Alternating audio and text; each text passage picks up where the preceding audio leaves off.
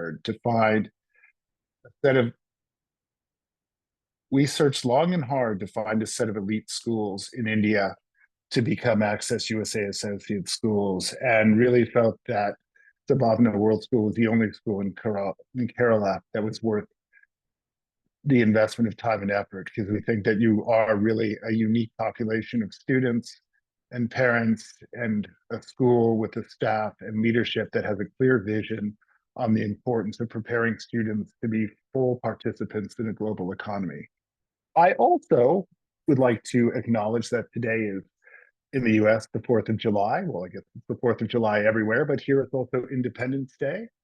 And as one democracy to the world's largest democracy, we're glad that we can be here together to celebrate having overthrown British oppression and forged the pathway for the democratic world as we move into the future. So on that note, without further ado, I'll hand it over to Sheila.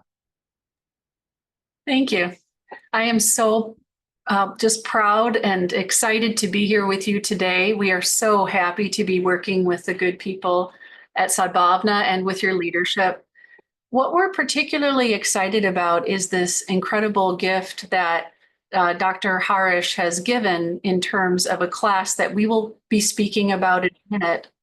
But what we're particularly excited about offering you is the opportunity for your students to be able to take college coursework while still in high school.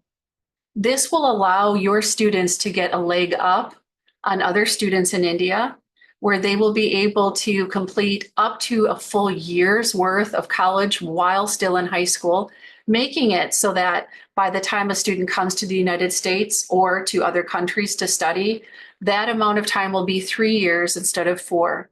1 year closer to career, 1 year closer to graduate school and graduate school programs. One of the things that I speak about quite a bit is the importance of industry and entrepreneurship. My family founded the largest technology company in the state of Michigan in the United States. Our family has founded many companies, and that entrepreneurial mindset, that nimble vision, the ability to see a path forward is very important. That's something that we want to continue to bring to our students, giving them a path forward in an oftentimes just convoluted and a harder landscape to understand, which is navigating the path to an international career.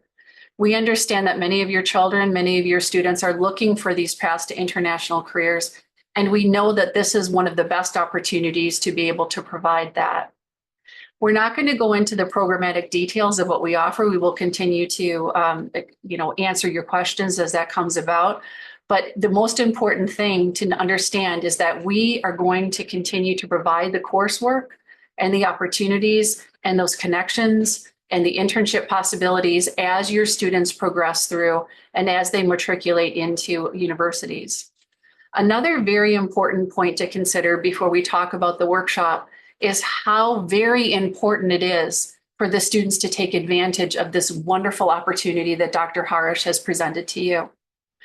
The students in the workshop are going to be able to connect with a professor who is at one of the leading business universities in the country. The University of Detroit Mercy is ranked as one of the top business schools. In fact, the students at this school place the highest in terms of the licensure exam for accountancy, so for the chartered accountancy exam in the United States. So the CPA exam, that's our equivalent. The professor is very well connected. The school is very well connected. And so it would be a wonderful opportunity for your students to really connect with this professor and to connect with the school. One of the reasons that you want to do that is because this professor will be able to write letters of recommendation. This professor will be able to offer you guidance and mentorship as you go on to your next leg in your journey. Whether that means you come to one of our universities or you go to another university, that's really what we're all about, is really providing students with the pathways where they can find and realize their dreams. I'm going to hand it over to Ray now, where he's going to discuss a little bit more about the social entrepreneurship class and the specifics, and then we will come back and answer any questions that you may have.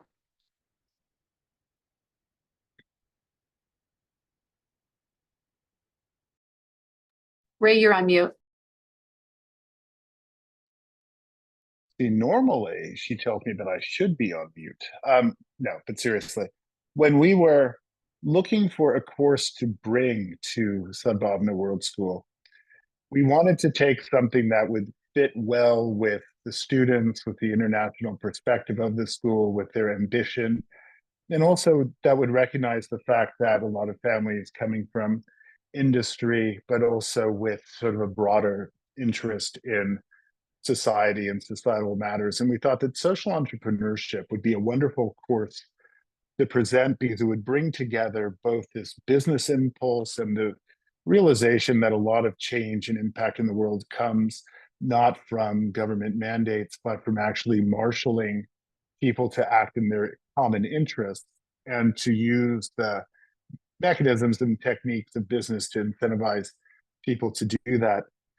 Looking at our universities, we wanted to find someone who both had experience working with younger students in this matter, but also somebody with sufficient prestige. So as Sheila mentioned, tapping Professor Lepik, who's the head of the Center for Social Entrepreneurship at our University of Detroit Mercy, seemed natural. And then the last thing that we thought would be important would be, let's not just offer this course online, because students will have plenty of opportunities to take courses online, but let's actually have Professor Lepik travel to the Sadhbhavana World School and take residence there for 2 weeks so he could work personally and individually with the students to deliver this course so that they can have a real taste of what it would be like to work with an American university professor in a university class, same class that's taught to undergraduates in the US, and to do that without having to leave home, without having to go online. And this is a great way to start this kind of relationship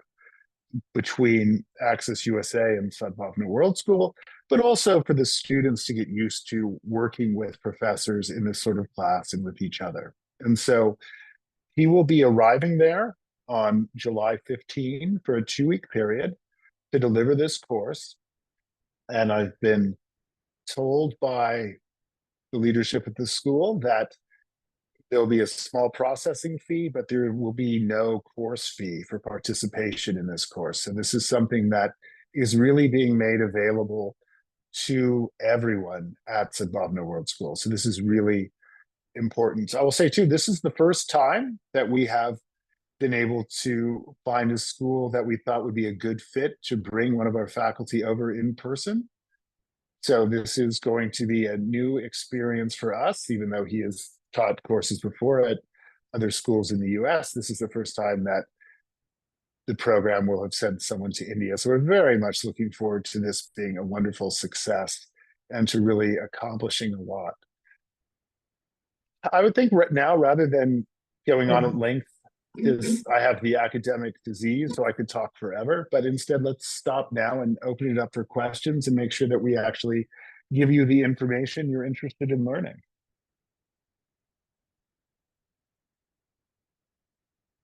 What is the process for applying to universities through Access USA?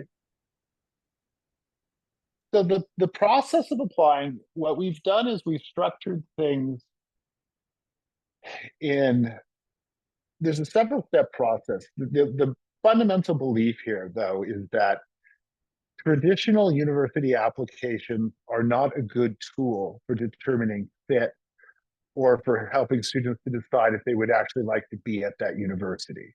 We think much more important than writing an application, sending it off to an admissions committee that you will never meet and who will never speak with you. Much more important than that is to actually take courses from the faculty.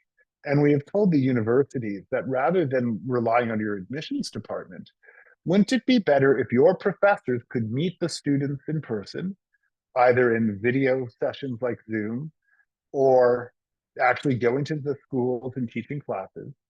And by working with those students day after day through courses, the exact same courses they teach to the students who are already at the university, they can very quickly tell if a student would be successful and if they would be a good fit. And so if the student does well in the course, then they will have guaranteed admission at the university. And that's the fundamental belief here, that better than the best application possible is to actually show up and be successful. And this is a way of doing that. We have brought a number of universities together into what we call the Access USA Alliance of Universities. And they have all agreed that success in courses taught by one can be viewed as success in courses taught by others. So it makes it very easy for students to be successful and gain admission to a number of different schools, number of different universities in the Alliance. So the process of gaining admission to one of the universities starts with taking a course. It starts with taking a course like the social entrepreneurship course. Then if you're successful in this, then it would be joining what we call our diploma program or our through train program, or for students in their final year or two, the accelerated version, which we call our express train program. And in each of these, students enroll, they form a plan to take between 4 and 8 courses with us. We look at which board examinations they're taking as well, what subjects they're interested in studying, what course they wish to pursue when they get to university. And then we devise a specific plan of which classes they will need to take from us. And if they succeed in those classes, then they will have guaranteed admission at the university. We also, in doing this, the universities agree that students will receive a certain amount of fee reduction and a guarantee that the fees will not exceed a certain threshold. So we want to make this financially viable for our students as well. Many US universities, it's embarrassing, even one of the universities in our own state, the University of Michigan, seems to largely view international students as a blank check. And what we want is to view them as humans whose potential are fully being developed, and that the real value will come not from the fees that they pay while they take courses, but from the relationships that are developed. And over time, universities, the best success that a university can have is to produce very successful students who then look back favorably on the experience they had, and they encourage others to come to that university.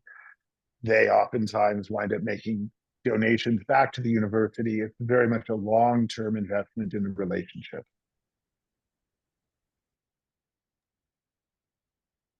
I can add to that by saying a specific example. We are going to be working with 8 universities that we'll be bringing on, in addition to the universities we're currently working with.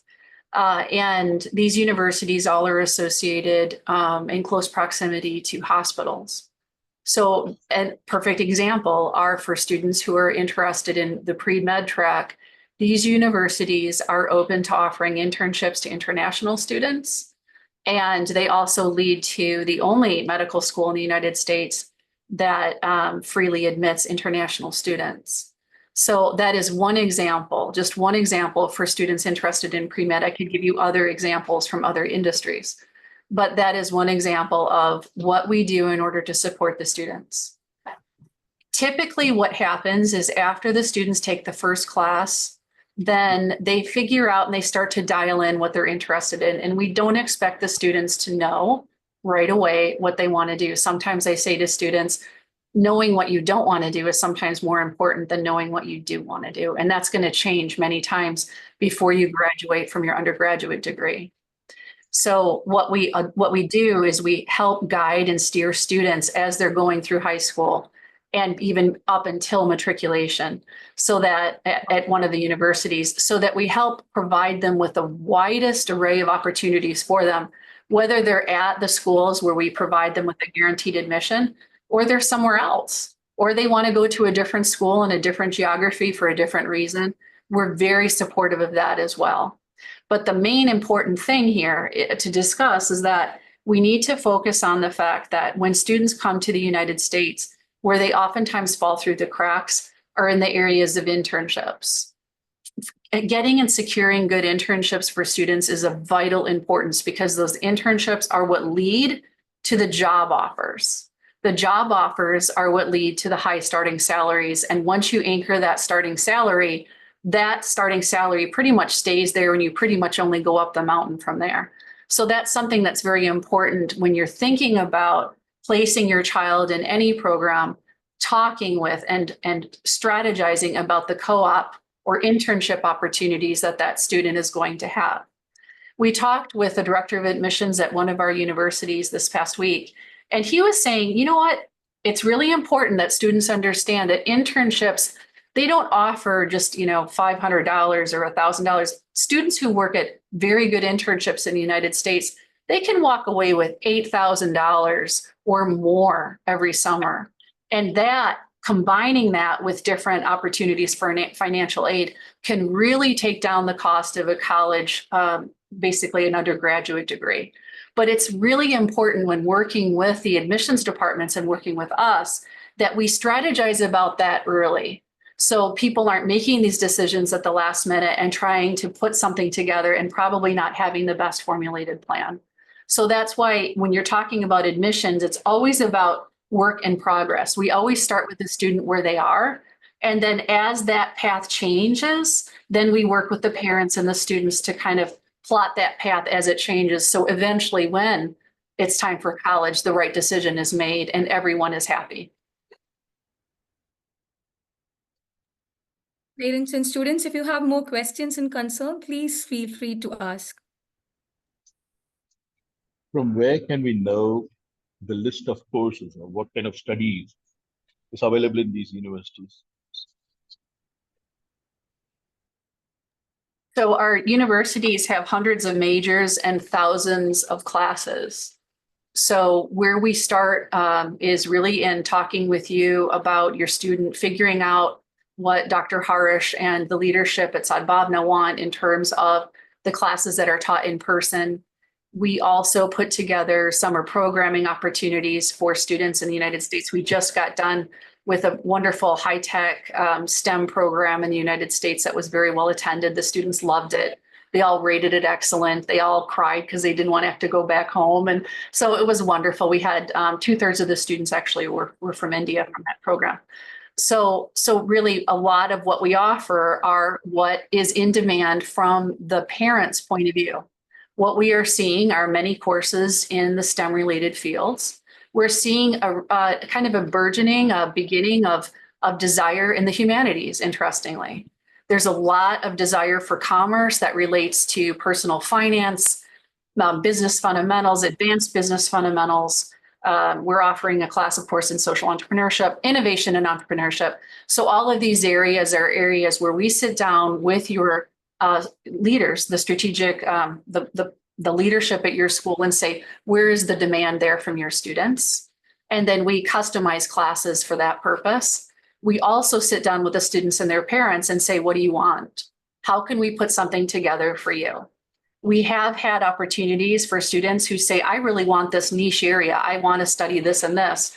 And we talk with different faculty and graduate students, and sometimes there's research opportunities or there are opportunities for guided studies. So largely what we're finding in working with our associate schools in India is those classes generally cluster in the areas of STEM. And so you would say STEM or engineering, commerce, pre-med, those areas, with some interesting additions to what I would call the design thinking, areas that are relating to any of the process design categories, engineering design, things like that. I just spoke with a college president of the College for Creative Studies is one of our universities as well. And the president was telling me that one of their students was recently, in fact, several of their students were recently brought on by Tesla and by the related companies there. And so that's something that's very important to remember, is that our universities have a very strong pull into industry. Boston Scientific is another company that really recruits heavily from these design grads. So these are areas where the students actually get into international career early, and it's very important. Another one of our universities is very strong in the area of business and enterprise risk. Starting salaries for that are between $80,000 and $90,000. That's for an undergraduate degree. So it's important to really think about what do I want for my child? When I sit down with parents, oftentimes the parents will say, well, my child is going to be taking over my business. How do I put together the business? In fact, a conversation the other day I had with a parent was, my child is going to be taking over my garment manufacturing company. What do I do? I sat down with the president at CCS and said, this child needs more than fashion design. She needs to know about business management. She needs to know about process design. So all of those things, we're putting together a suite of courses for her specifically so that she is able to really thrive and grow even while she's still in high school. Yeah, these courses you are planning for only Sadhbhavana school students or the other students also?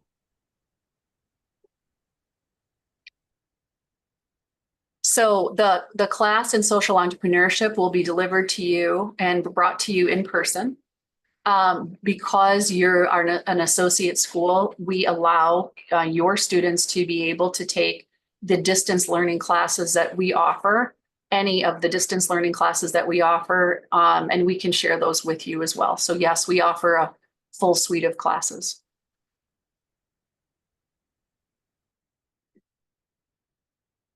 Your parents, our chat box is also open for your queries. Yes, actually, I would like to add something. Some parents are texting me some doubts.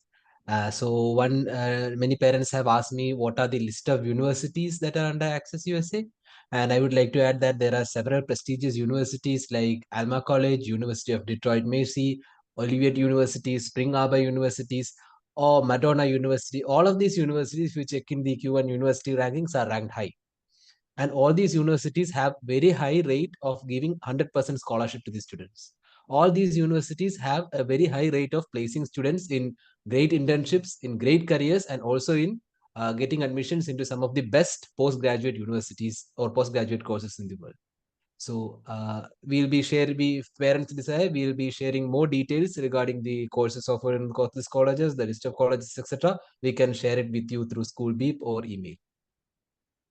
And I'll add to that, the youngest institution that we're working with was established in 1937, and the oldest institutions are almost 200 years old. So these are colleges and universities that have a long established history, and they've had a lot of students go through over the years. And so there's a deep alumni network and a lot of tentacles into industries. And that's always very helpful with programs like this. Another point too that I'll make, go ahead, please.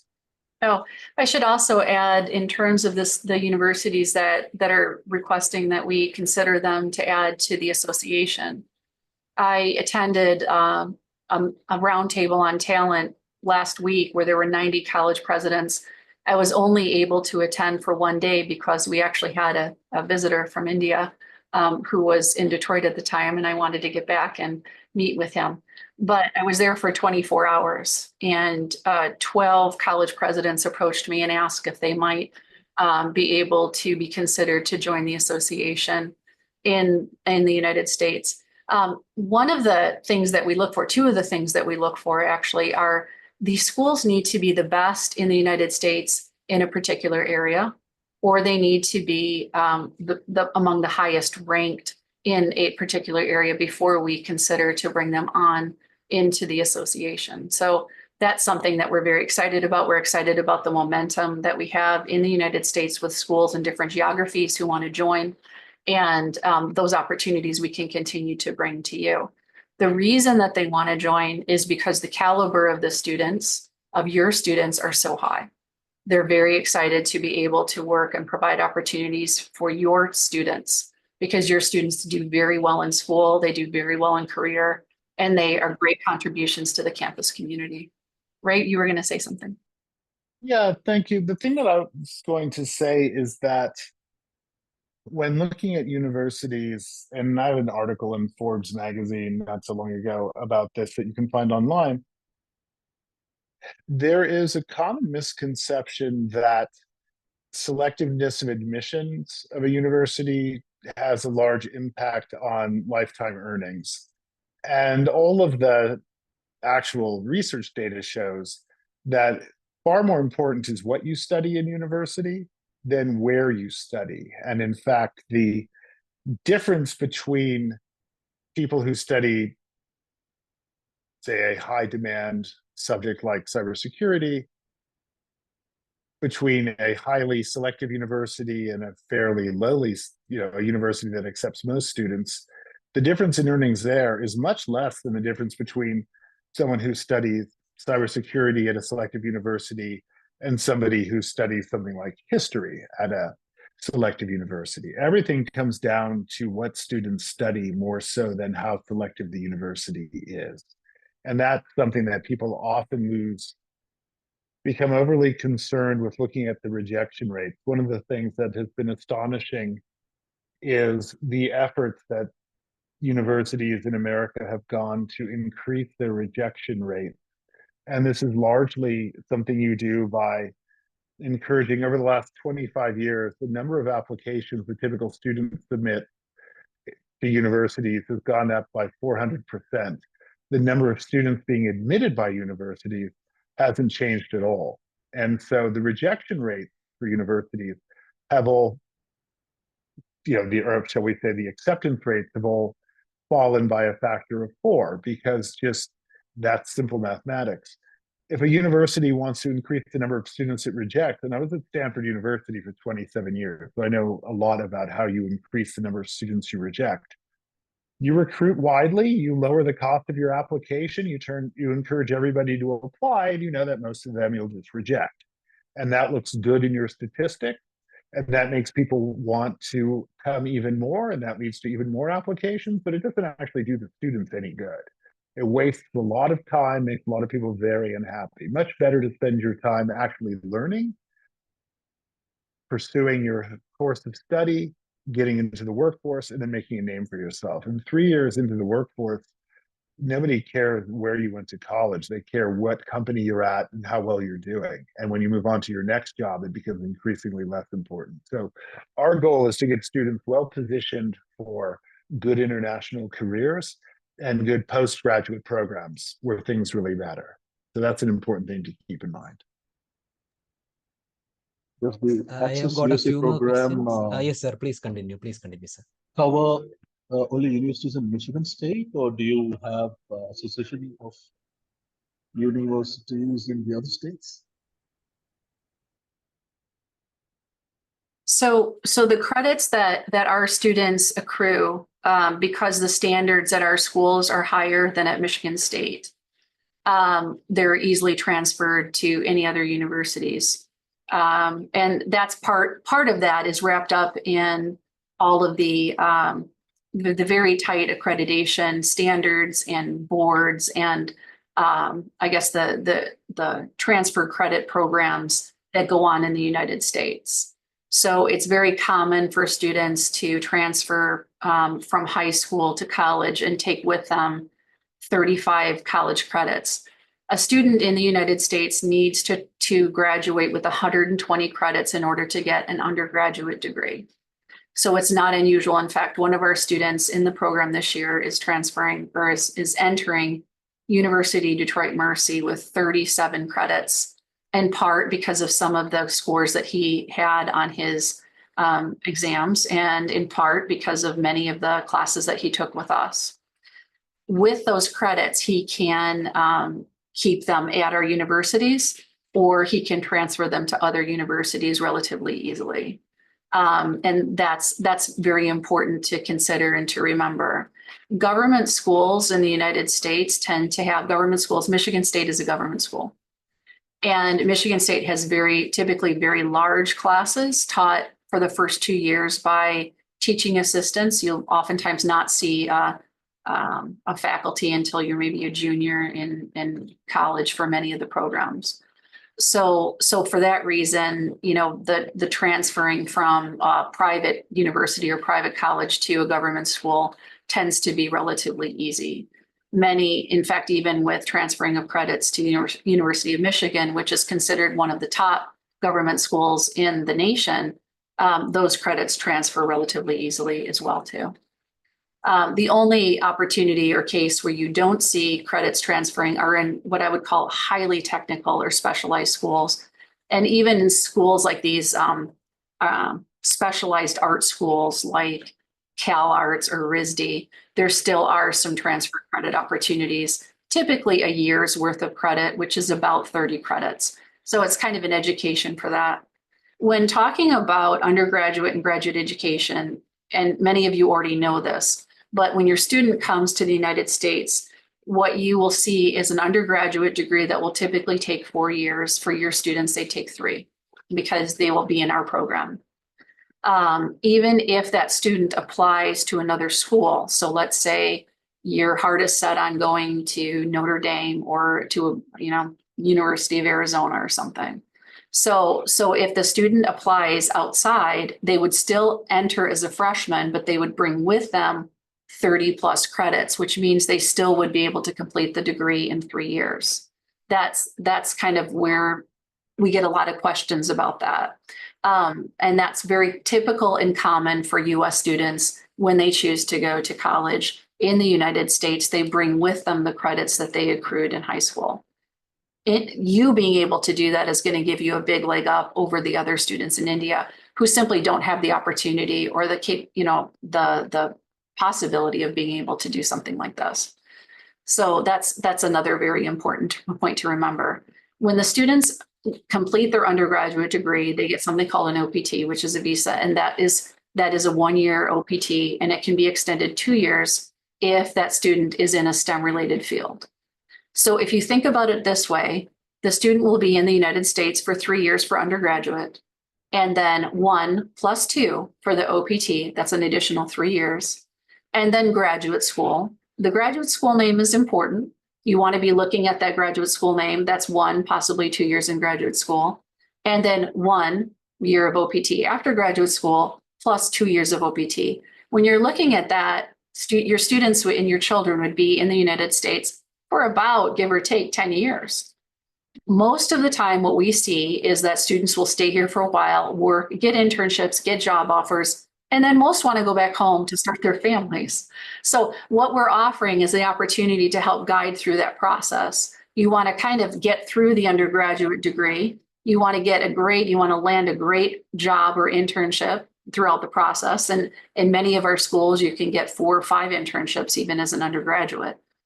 Then get a really good opportunity for your OPT or an extended OPT, graduate school, the other, and then you really have a nice long trajectory of being able to study and really focusing in on that international career.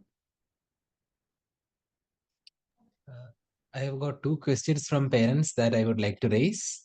First question that I have got is regarding how many years they would have to spend in US after going through the Access USA pathway.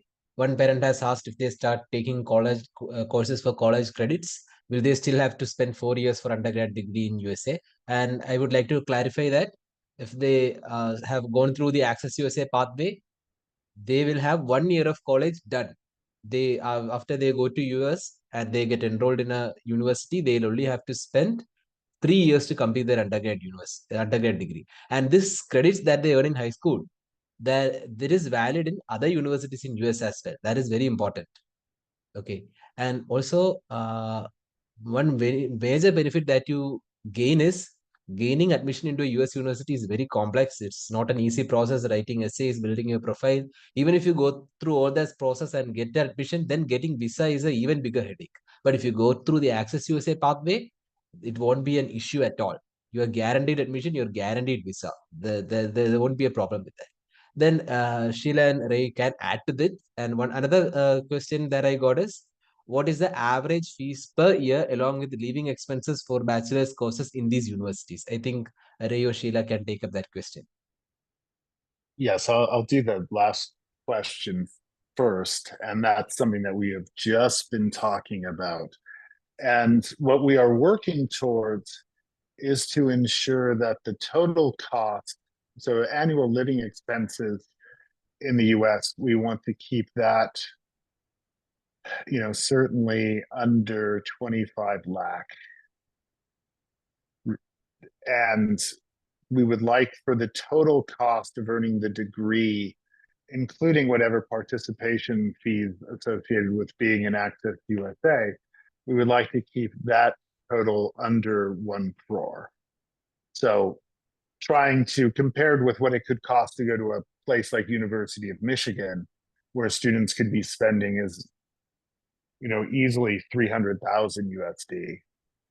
So there's a substantial savings here. And because students are in the workforce 1 year earlier, the ROI happens 1 year earlier, and that translates into a lifetime of higher earnings as well. So from a pure financial point of view, it's quite a good deal. One of the things that we will do when students join the diploma program or one of the, the through train or express train program, is we have an agreement with the university, essentially an MOU, guaranteeing that tuition plus cost of living is going to be capped somewhere around 25,000 USD per year, 25 to 30,000 USD per year. And it can be lower still. This is not saying that it's a guarantee that it will be this high. It's just a guarantee that it will not be higher than this.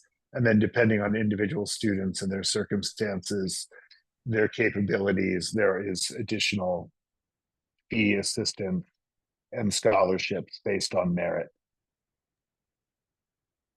Yeah, I think also this is an opportune time to say that we talk with so many parents every year, and what we have found is that many a time the parents who have known another family member or friend who have studied in the United States studied in a postgraduate program. And they may have studied in a postgraduate program at one of the state universities.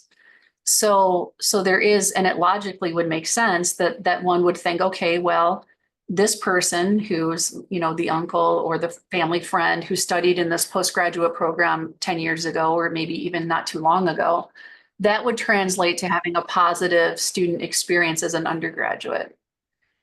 That's not true in the United States. The undergraduate experience and the postgraduate experiences are vastly, vastly different experiences. It's the difference between sitting in a class with 200 or 300 students as an undergraduate at a large government school, a large public school, or even at these government schools, even at University of Illinois at Urbana-Champaign, something like that. Those graduate programs are actually pretty good. The undergraduate programs are very different feeling. They're less personal, they're less supportive. So like at Sadhbhavana, where the students are given a lot of personalized attention, it makes sense for those students then to have more support and more attention as undergraduates. Those students tend to do better. In fact, the students who attend our universities for private college and university education, 98% of them get into their graduate school of choice. The private college, university, and students, ours, tend to get in at higher rates than even at those very schools with the undergraduates. And I went to Cornell, and the same is true at Cornell. The undergraduates at Cornell don't get into their graduate programs as high as the other students who are more supported, had more internship experience, had access to research when they were undergraduates. It doesn't make sense, but when I explain it to you, yeah, it does make sense, because then you're understanding that it's a smaller class environment. You get more relationship with your professor. The professor is able to guide you in better ways. The professor isn't lost in looking at research all the time. They're really focusing on your child. That's what we want. So it's really what we're talking about are the 3 years after high school, before OPT, and before postgraduate. For postgraduate, we are just really enthusiastic wherever, most programs are actually very good in postgraduate. And looking at the rankings for postgraduate is probably not a dumb thing to do. It's probably very wise. Looking at the rankings too much for undergraduate, however, can really lead your children into areas where they may not be thriving. And I can give you an example of Purdue. Purdue had, just in this last year alone, Purdue is a very big state university. It's in Indiana, so it's a highly sought after engineering school for many people, particularly international students. In the last year, they had, and it was actually in the paper, there was 5 suicides, 4 of whom were actually students who were from India. Why is that? Why would we see these mental health concerns come up when we're not seeing that in other environments? And part of that comes from, it's not just about the ranking, it's about the fit. You have to really be looking at the schools from the parent hat of, is my child going to thrive emotionally as well as academically at the school? And no more important than any other time than that transition from high school to undergraduate. That's a time to really continue to maintain and to focus on the health of the environment.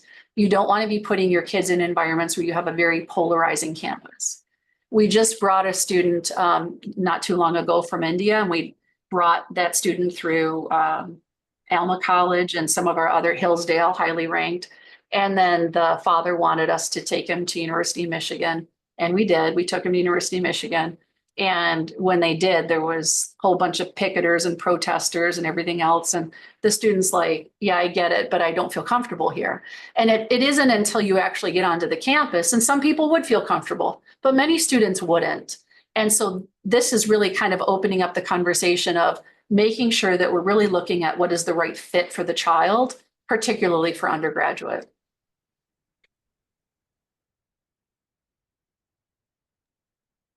Any more questions from the parent side? Yes, I have received a question from a parent. A parent has asked, and will Access USA be with us until graduate school or just the undergrad program?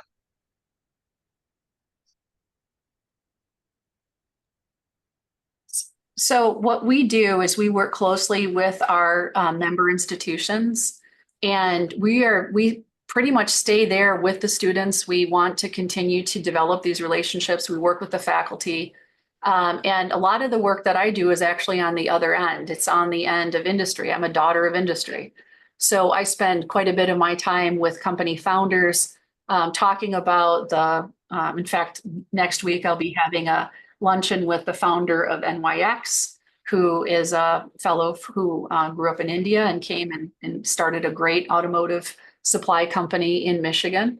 And it's in developing these contexts and connections that we continue to really help guide our students. So it isn't just about getting the student into the undergraduate program.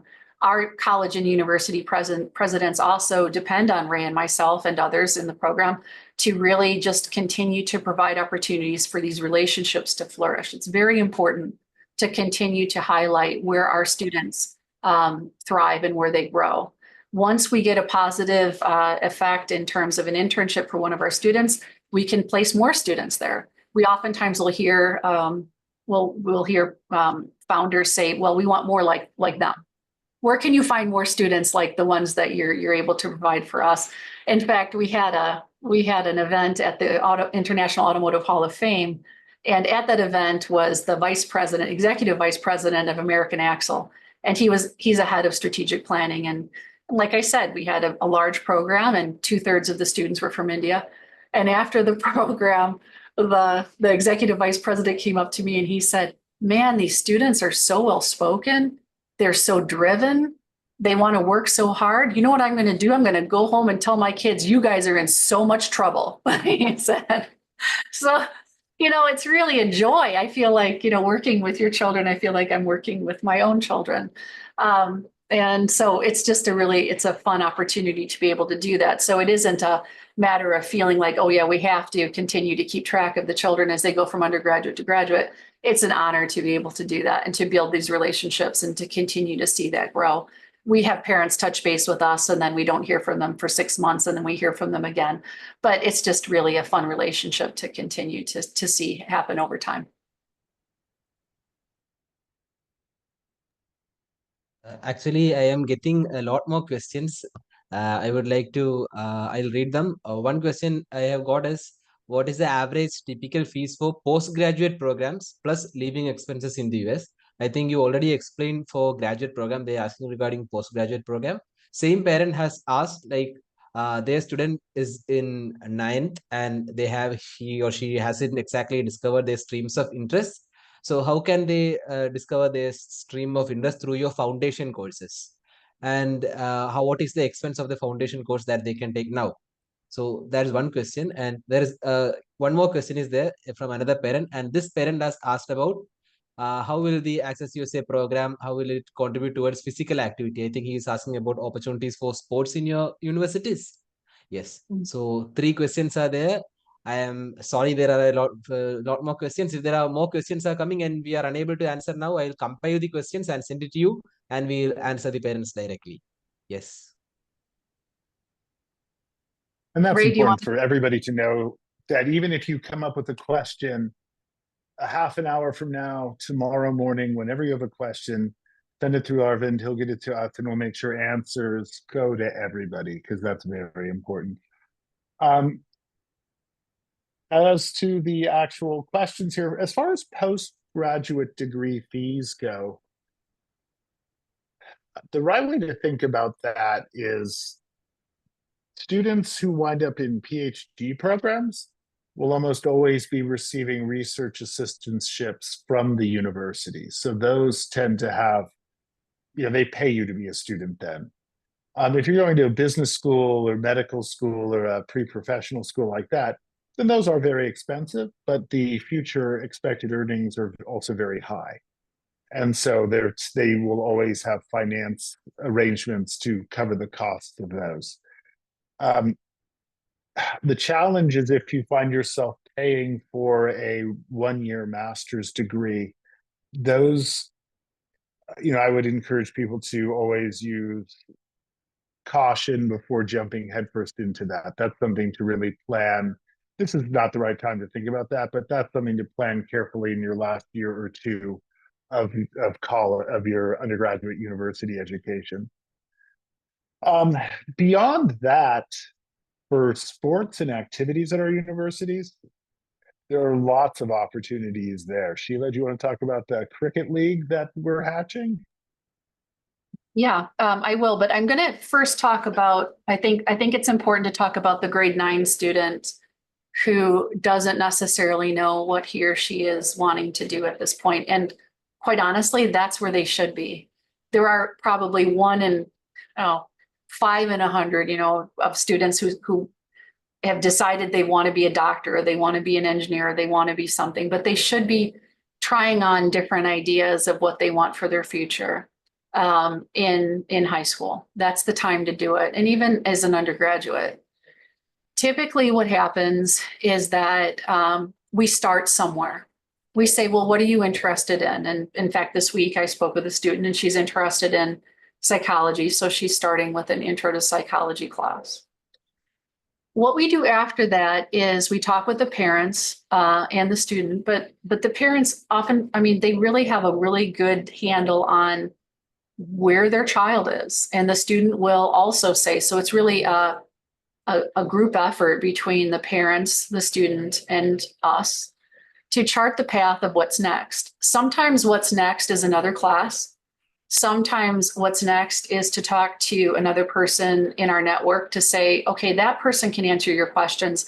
So then you will know what next is. I do that very frequently with students who think they might want to study engineering in the United States. And we have them speak to Dr. Das, who is at the University of Detroit Mercy, and they're able to provide excellent advice. We have wonderful people on our team who have helped to guide students from India for decades.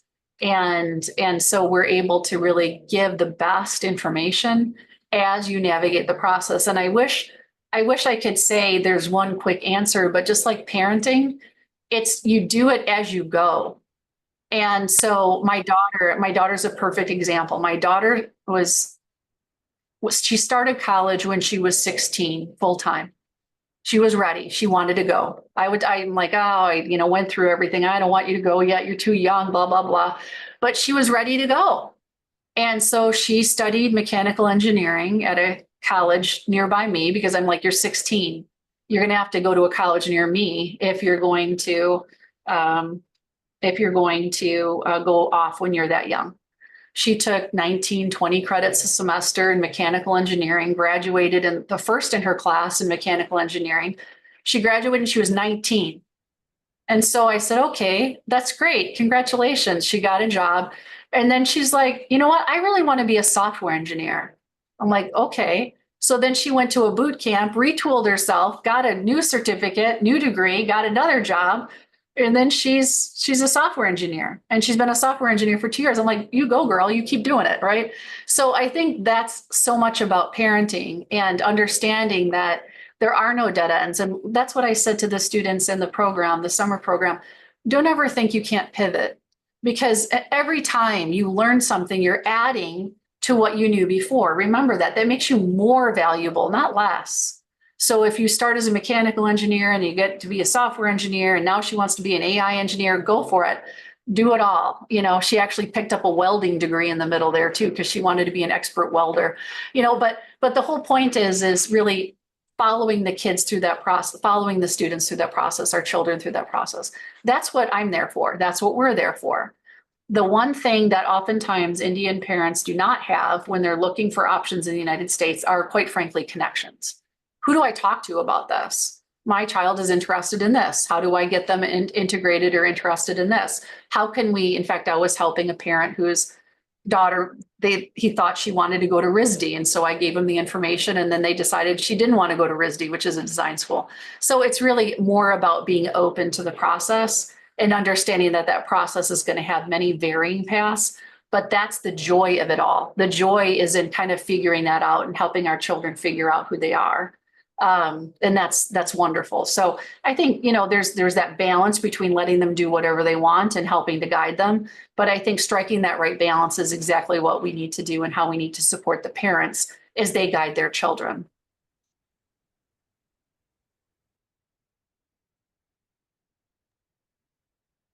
Okay, before concluding, rest other questions will be attended by our staff soon. And anything else, like Mr. Well, I'll quickly say about the cricket program. So we have 3 of our universities are very strong in sports management, sports and events management. They rank highly. They all place their students into internships, required internships. And so anyway, the topic of conversation came up about cricket because cricket isn't something that you see a lot of in the United States. It's just beginning. It's just at its ascent right now in the United States. So there's I'm sure everyone in this group knows more about cricket than I do. I'm an aspiring cricket enthusiast, but there's a group called the Super Kings. I'm sure many of you have heard of the Super Kings. And so anyway, Ray, you may want to take this over because you probably know more than what I do. But what we are doing currently is we're working with an organization to help put together a league, a cricket league for our private universities. So students can be in that league. They can engage in sports in that league. But most importantly, what's interesting to the Super Kings is that they want to then take students who are graduates from these sports management programs at these universities and bring them into these associations or these hubs that they're building around the United States. So they're looking at it as a win-win from their point of view, where they can come in and they can help set the curriculum for these leagues that we're going to be hosting, but also at the same time to develop a pipeline for students to be able to work with and for them. We also will be opening up summer residential opportunities in the United States that would be a joint business fundamentals, cricket, sports management type of theme at a few of our universities, and that will be coming around in 2025. But Ray, you can elaborate a little bit on that. Well, no, I think you did a great job of describing it. The point that I would stress is this is a perfect example of earlier when Sheila said we have hundreds of faculty members and thousands of courses that can be offered in pretty much anything anyone might want to do. We will have multiple universities who are ready to do it with someone. So we would encourage students not to limit themselves. And even if you look at the courses and classes that we have available, and you're not seeing the thing that your son or daughter is really most interested in, tell us, and we can almost certainly find a way to do that. And if there are a handful of students who all want to do it, it's very easy for us to arrange a special class. And one of the reasons why we were so excited about working with Sadhbhavana World School is we have a group of people who are passionate and leadership and administration at a school that wants to make things succeed for their students. So this is exactly who we want to be working with. But on that note, I think we will say good night and say that we look forward to seeing your additional questions by email. And we look forward very much to having our professor show up there in a week and a half.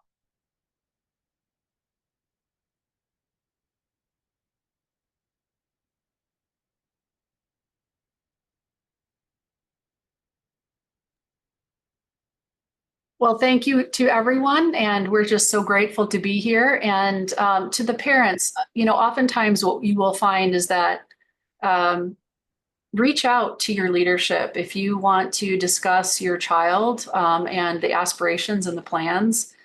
Reach out, and I'd be happy to talk with you. It's important to really have that conversation early. It's hard to really get a full understanding of how this program can relate to your child unless we talk about your child. So please do not hesitate to work with our team in order to schedule something with me so that we can begin that conversation. And there's always a path. In fact, I always say there's many paths to get to the student's goal. And what you really want for your child is to have not just one option for undergraduate, but 3. You want them to have 3 different areas where they're like, you know what, if I go this path, I'm going to be excited I do it, but I'm going to be a little sad I didn't do the other 2. That's what we want for our children, is to be able to give them the opportunity to say, yeah, I have 3 pretty good things. And I'm just really grateful that my parents supported me in this whole process. I've got a way to, to kind of move forward. And even after you get to where you are in your undergraduate career, there's always ways to change. If you're in the process of doing something and say, this doesn't work for me, it's all right to change it. And in fact, it's your responsibility to change it and to make sure that you're putting yourself in an environment where you're learning and growing and thriving. It's wonderful to push yourself. It's not smart to push yourself in a situation where you know that it's leading to something that's unhealthy. So those are all the conversations that we talk about, is continuing to find the right path and being able to pivot to make sure you're staying on it. Well, wonderful to talk with all of you. Thank you all for the questions, and a special thank you to the team Access USA for your detailed response. Rest of the questions will be answered through email or the phone number given. Either you can take a screenshot of it, or we'll get you the slide. This brings us to the end of our orientation. Thank you all for attending the program. We hope you found the session enlightening and informative. If you need any additional information, please feel free to reach our career guidance cell. Thank you once again. Have a great day.